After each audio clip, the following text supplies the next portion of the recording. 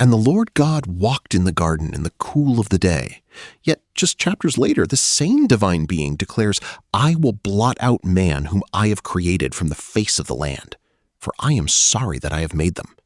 Here, God is an anthropomorphic presence, walking and speaking like a man. There, a cosmic judge unleashes cataclysmic destruction, expressing profound regret. How can these two profoundly different portrayals, one intimately present, the other wrathful and regretful, paradoxically coexist within the same sacred narrative, attributed to a singular, unchanging deity? This fundamental tension, this apparent paradox in the divine persona, is not a mere theological puzzle. It is a profound textual enigma that has challenged scholars for centuries. What if the God of the Old Testament is not a singular monolithic entity, but a carefully woven tapestry of distinct ancient voices, each with its own vision of the divine? We will explore the scholarly framework that attempts to unravel this complexity. Before we dive into the textual evidence, however, it is crucial to first understand the traditional, deeply held perspective on the authorship of these sacred texts. For generations, the widely accepted view among many religious traditions, particularly within Christianity and Judaism, is that the Pentateuch, the first 5 books of the Old Testament, from Genesis to Deuteronomy, was authored by Moses himself. This perspective, often called Mosaic authorship, posits that Moses, divinely inspired, compiled these texts as a direct revelation from a singular, consistent God. It assumes a unified authorial voice, presenting a coherent and unchanging divine character throughout. This traditional understanding offers a sense of theological certainty and historical simplicity, providing a foundational bedrock for millions of adherents.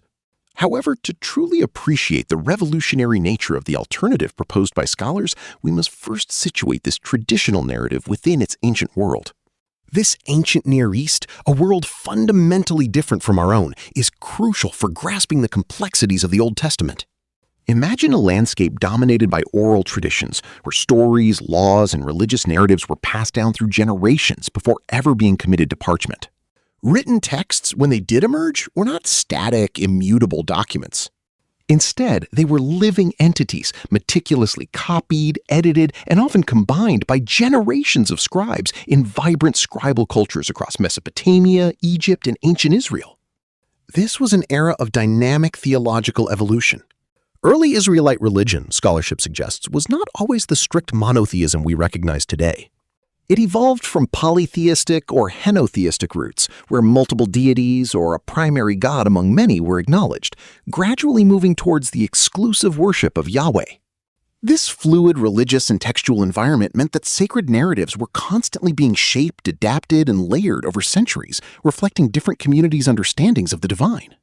It was amidst this rich, evolving tapestry that an astute observer would eventually notice something peculiar within the very texts themselves.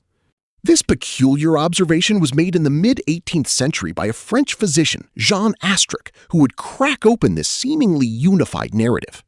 While studying the book of Genesis, Astruc, a man of science and keen textual analysis, noticed a peculiar and consistent pattern. He observed that certain sections of Genesis predominantly used the divine name Elohim, while others almost exclusively employed Yahweh. This wasn't random. It appeared to delineate 2 separate, interwoven accounts. This seemingly minor textual detail, initially dismissed by some, proved to be the inciting incident, the spark that ignited a profound scholarly revolution. It laid the foundational groundwork for what would become the documentary hypothesis. Astruc's meticulous attention to these divine appellations pointed to an unprecedented conclusion, compelling us to examine this textual evidence more closely. Astruc's insight began with the most basic textual element, the names for God, noting a peculiar, almost surgical precision in their use throughout the Pentateuch.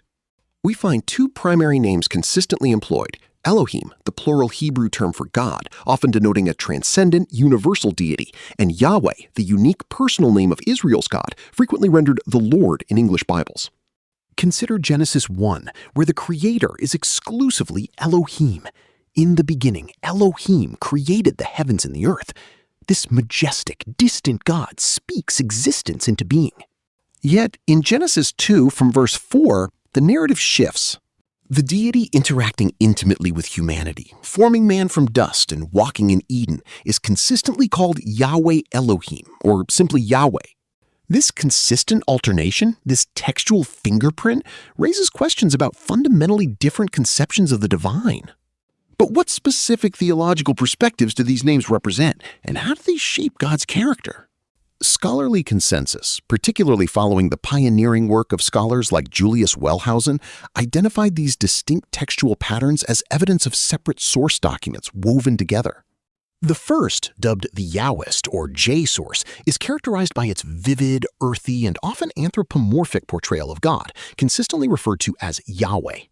This Yahweh is intimately involved, walking in the Garden of Eden, shaping humans from clay, and engaging in direct personal dialogue. In stark contrast, the Elohist or E source typically uses Elohim for God, presenting a more distant, transcendent deity. This God communicates indirectly through dreams, angels, or prophets, maintaining a certain divine remove.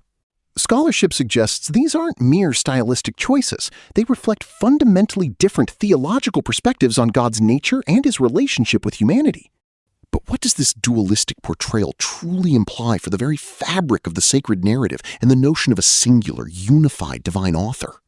This profound implication of textual evidence is undeniable.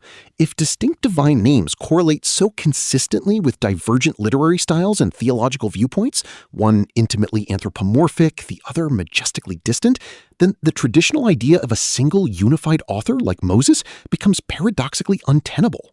This isn't simply about stylistic variation. It hints at fundamentally different conceptions of the divine itself, forged in separate historical contexts and later interwoven. The very fabric of the traditional narrative, once considered seamless, begins to fray, forcing us to reevaluate its provenance. This disruption to the orthodox view prompts an even deeper question. If the Pentateuch already contains at least two distinct voices, each contributing their own portrayal of God, could there be more?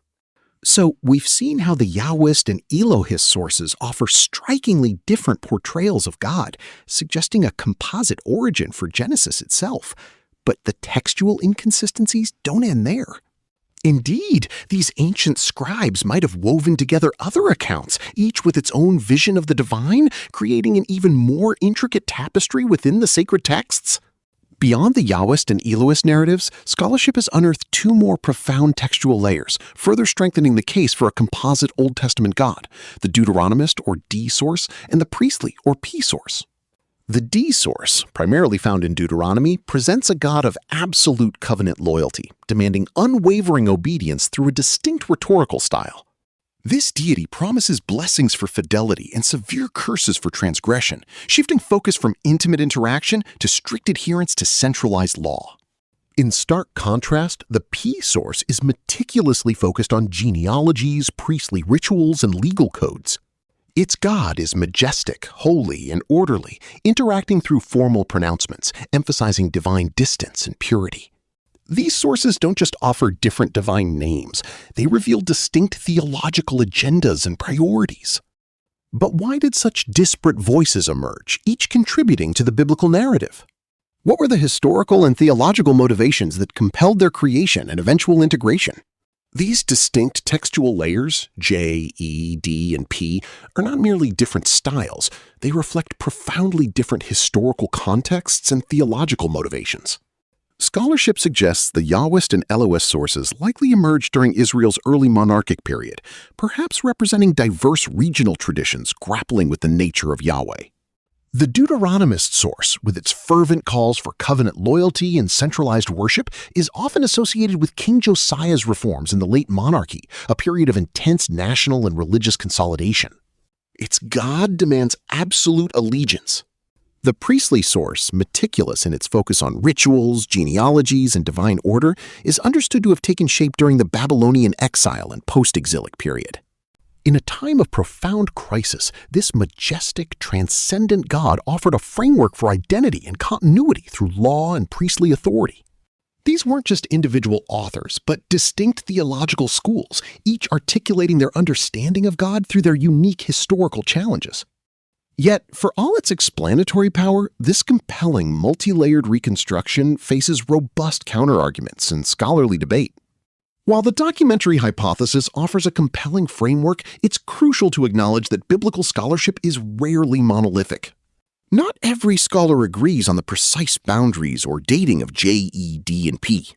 Alternative theories, such as the fragmentary hypothesis, suggest a far more atomized collection of traditions, while the supplementary hypothesis posits an original core text gradually augmented over time.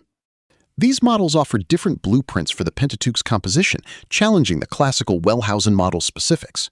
However, even these alternative perspectives largely concur on one fundamental point. The Pentateuch is a composite work, not the product of a single unified hand. This robust scholarly debate underscores the complexity inherent in these texts, but it also points to something even more significant than mere authorship: the process of how these disparate voices were eventually woven together into a single sacred narrative. Indeed, the revelation lies not just in recognizing multiple authors, but in understanding the sophisticated, often politically charged process of redaction. During and after the traumatic Babylonian exile, a period of profound national identity crisis, priestly scribal circles undertook the monumental task of compiling these disparate traditions. This wasn't merely a literary exercise, it was a deliberate theological and political act. Faced with the dissolution of their kingdom and the threat to their very identity, these redactors harmonized, edited, and sometimes subtly altered these texts. Their goal? To forge a unified national narrative, a coherent religious identity from the fragments of their past. They crafted a singular divine story from multiple voices, creating a powerful yet paradoxically composite image of God that could serve as the bedrock for a people in crisis. This meticulous, human-driven process, far from diminishing the text, reveals precisely how the God of the Old Testament became such a complex, often contradictory figure. This divine persona, with its jarring shifts from an intimately present anthropomorphic Yahweh to a majestically distant law-giving Elohim, and then to the demanding deity of Deuteronomy or the ritualistic God of the priestly source, is not a sign of divine inconsistency. Rather, it is a magnificent tapestry, meticulously woven from the conflicting visions and historical needs of ancient Israel. This phenomenon we can call the Redacted Deity. This composite nature explains the seemingly contradictory actions and personalities, a God both fiercely wrathful and tenderly merciful, intimately involved yet transcendent. But if this God is truly a product of such multifaceted origins, what then does that imply for our modern engagement with these ancient narratives? What if we embrace the Old Testament not as a monolithic divine utterance, but as a library of distinct, evolving voices, each striving to comprehend the incomprehensible? This perspective profoundly transforms our understanding of biblical authority, interpretation, and even the nature of faith itself. It compels a deeper, more historically nuanced engagement with these ancient narratives, recognizing them as complex human attempts to articulate the divine. This isn't about disproving, but enriching. To fully grasp this shift, let's now summarize the profound findings we've uncovered. Our journey began with the perplexing inconsistencies in the Old Testament's portrayal of God, from an intimately present creator to a wrathful judge. We've meticulously traced how scholarly investigation through the lens of the documentary hypothesis reveals that the Pentateuch is not a single unified work, but a masterful compilation. This tapestry is woven from at least 4 distinct ancient sources: the Yahwist, Elohist, Deuteronomist, and priestly traditions, each contributing a unique theological perspective and a different facet to the divine persona. This isn't about undermining the sacred. Rather, it enriches our understanding, unveiling the historical and theological struggles of those who sought to articulate the divine. However, even with this clarity, a deeper, more profound mystery lingers. The two gods of the Old Testament, then, are not a divine schizophrenia, but a testament to the complex human process of articulating the divine across centuries. How do these meticulously redacted, composite narratives continue to hold such immense spiritual and cultural power, resonating across millennia? What inherent human need do they fulfill, regardless of their origins? This ongoing scholarly journey into the very fabric of sacred texts continually uncovers new layers of meaning and raises deeper, more fundamental questions about belief itself, prompting further conversation. We've explored the profound implications of the documentary hypothesis, revealing the Old Testament God as the redacted deity, a complex mosaic of ancient voices. Now we turn to you. What are your reflections on this composite nature of the divine? How does the idea of the redacted deity influence your perception of biblical narratives and their authority? Share your insights and join the academic discussion in the comments below. Your thoughtful contributions enrich our collective understanding. If these deep dives into biblical mysteries resonate with your curiosity, be sure to subscribe to Biblical Mysteries for more investigative journeys. And speaking of further exploration, our exploration of the redacted deity in the Old Testament inevitably broadens our historical lens. As we conclude this journey, consider continuing your investigation with the video now on screen, The Historicity of Moses, Unraveling the Legend, which further dissects foundational narratives. But this inquiry doesn't stop there. If the divine is a composite of human interpretation, what about the New Testament? Were there other Jesuses, other portrayals of the Christ figure that were ultimately excluded? The profound questions surrounding biblical origins continue to unfold. After seeing the Old Testament God as a redacted deity, a human mosaic, how does that reshape your view of biblical authority? Tell me in the comments below. I read and reply to every single one. If the divine is a human mosaic, what about the New Testament? Were other Jesuses excluded? Subscribe and hit notifications for our next video. Like and share this truth with someone who needs it.